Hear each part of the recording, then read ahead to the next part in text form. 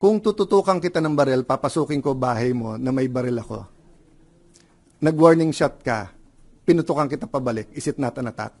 Sorry but I don't think there's any question. The Senate is under attack. Was under attack. All of you, your lives were in danger last night. So I know it's your job to ask a question, but you will tell me, pagka may nagpaputok na warning, hindi under attack yon? My God.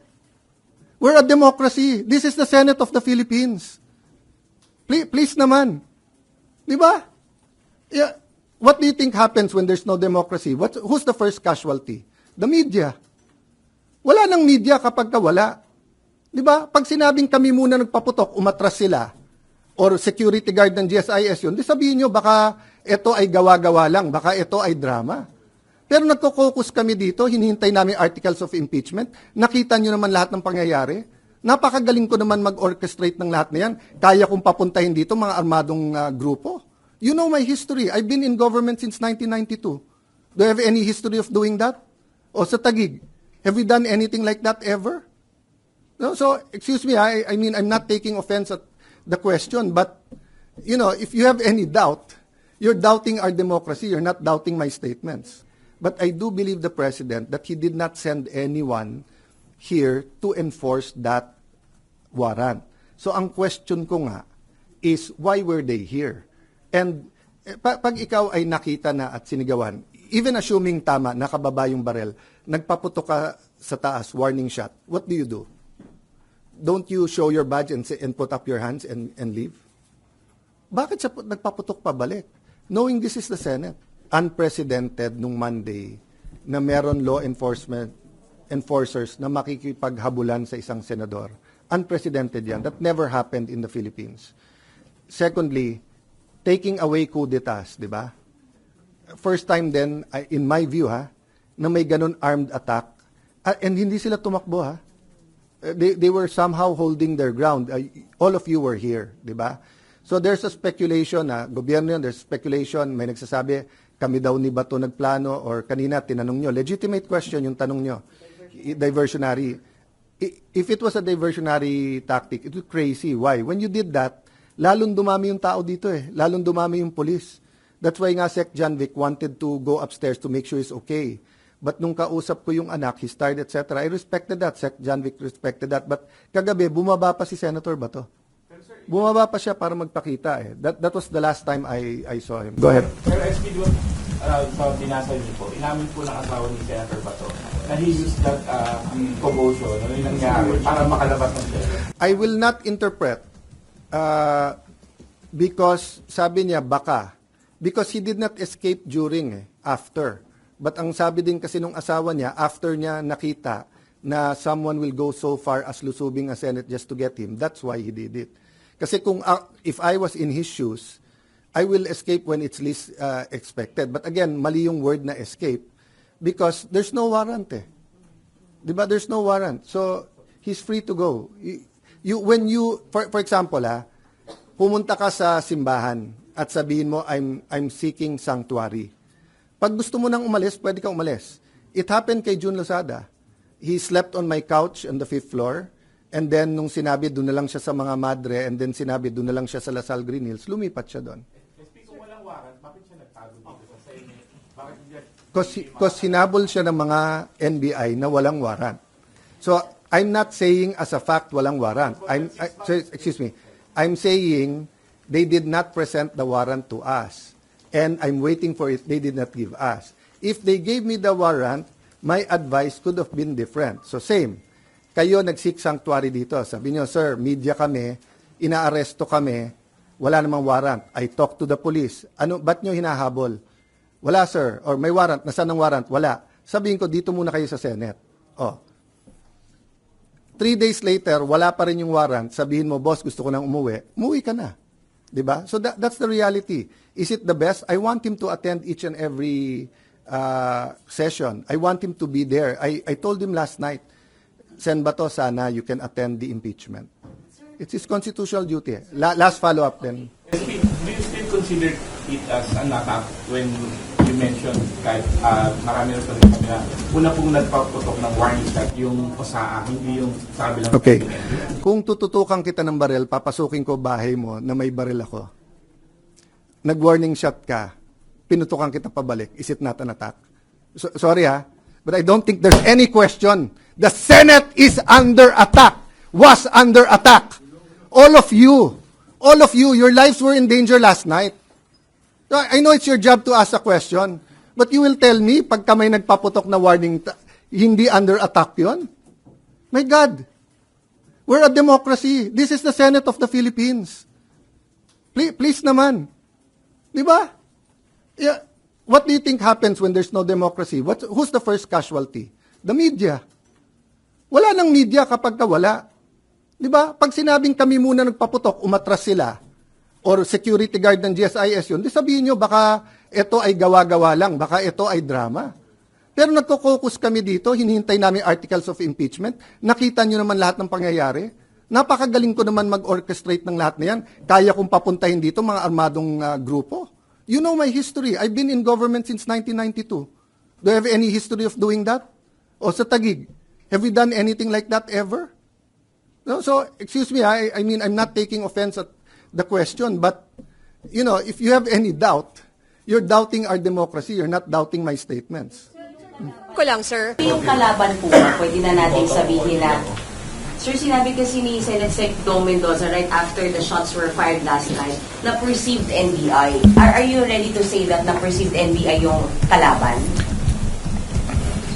Nasabi naman ni Sec Dong yon, at sabi ko sa kanya, I don't blame you for giving them the information on the ground. And you ask the right questions. Tama yung direction nyo, etc. But I'll be very fair. When the President called to check how we are, and when the President said, it's not government, it's not the AFP, it's not the PNP, it's not the NBI, of course, he's the President. I'll give him the benefit of the doubt. I'll assume. But I told him, but Mr. President, we have a bad experience sa NBI. They haven't been truthful with us. Having said that, Sec John Vic assured me, walang whitewash to. So he told me some of the information even before we got home kasi I'm sorry for the reaction but you know, people risked their lives yesterday. One of our nagugulpi na yung isang the others could have done this. What I want to prevent is that, you know, there are certain things in life na may red line yan. Di ba? Di ba? You don't, you know, you respect your parents, unahin mo yung mga tatanda, di ba? Pero kung yun ay mga normal na kabastusan, di ba? But you don't attack Malacanang. You can march, you can protest. You don't burn down the Supreme Court, and you don't attack the Senate in an armed manner. Di ba? It was 100% an attack. If it turns out sa investigation na sira ulo lang yon, na he lost his mind, then a question ko, how did he get the IDs? How did he get in? How did he get? If it was government, then I'm sure the President will act upon it, di ba? So I don't know right now, and I don't want to give details, but but yung binasa ko sa iyo, galing na kay Sec John Vic yun. So, at sinabi niya, NBI yun. Sir, sinabi ni Sir John Vic? Yeah, NBI? So, my staff was just pointing out that there's still difference between yung sinasabi ng PNP or ni Sec John Vic at yung sinasabi ng OSAA. That's normal in the investigations. That's why sabi namin, mag-joint investigation tayo. So far, I do not have a reason to not believe Sec John Vic. Why? First, nung nakita yung bag at sinabing, pag nabalikan yan, mahuhuli natin or paamoy natin sa aso kung may barel, he didn't have to tell me that. But he did at may nahuli. Okay. Secondly, lahat ng request niya, pinagbigyan ko. Umikot yung mga police, disarm yung iba natin tao dito. Yung hiningi niya na isweep yung floor by floor. Yung hiningi niya na isecure yung CCTV.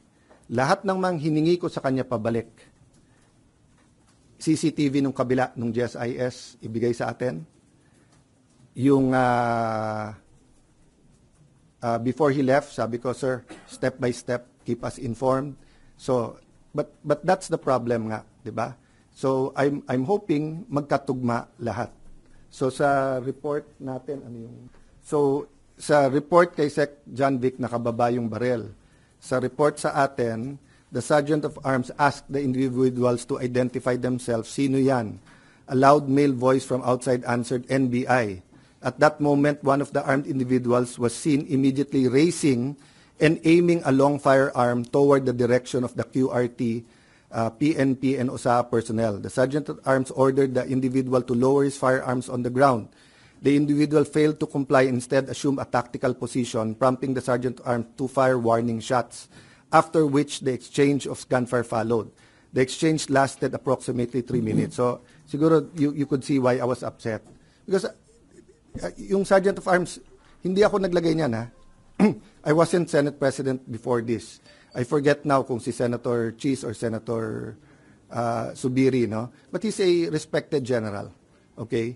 And you don't get to be a respected general by being a cowboy or gung-ho na hindi ko lang gusto mukha mo, paputok na, di ba?